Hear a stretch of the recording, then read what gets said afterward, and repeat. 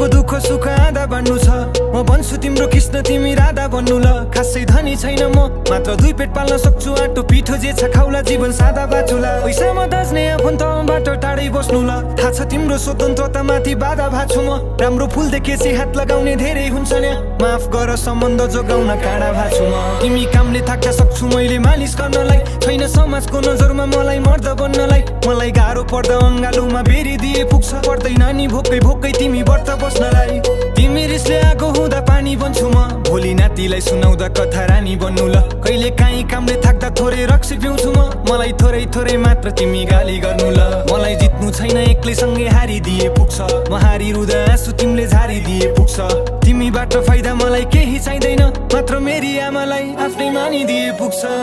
आउनु है तिमी फर्केर बसिरहन्छु म पर्खेर